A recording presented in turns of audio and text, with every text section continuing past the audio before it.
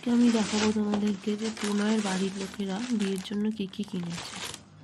তো ওদের বাড়িতে 3 জন আছে। তো প্রথমে যেটা দেখতে পাচ্ছ, এই যে ধুতি আর পাঞ্জাবিটা, এটা হচ্ছে কাকু কিনেছে, মেবি বিয়ের দিনই পরবে বলে। আর এটা আমি যেটা খুলছি, এটা হচ্ছে একটা, এর মধ্যে আছে একটা ব্লেজার। এই ব্লেজারটা কিনেছে বেহালা থেকে। তো এই ব্লেজারটা মনে হচ্ছে রিসেপশনের দিন পরবে। তো এরপরে কাকিমার আছে। তো কাকিমা কিনেছে দুটো শাড়ি, দেখো এই দুটো শাড়ি কিনেছে। তো প্রথমে বিয়ের দিন পরার জন্য একটা সাদা কালারের শাড়ি কিনেছে।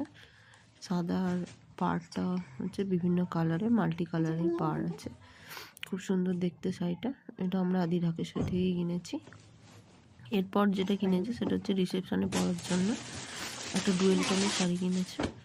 এই যে এটা ডুয়েল টোন শাড়ি, খুব সুন্দর দেখতে।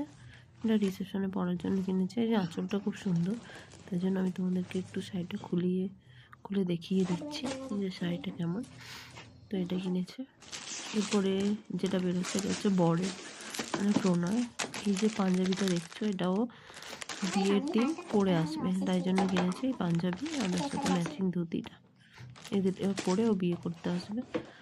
তো এরপরে যেটা দেখাবো সেটা হচ্ছে ওর শেরওয়ানি, ও যেটা পরবে রিসেপশনে। তো সেই শেরওয়ানিটা, এটা আমরা আদি ঢাকেশ্বরী থেকেই কিনেছি।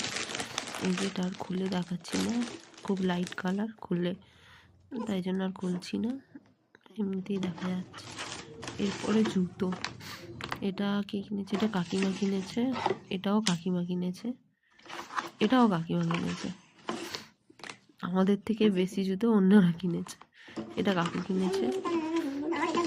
আচ্ছা, এটা হচ্ছে প্রণয়ের রিসেপশনের জুতো। কেমন হয়েছে জানিও।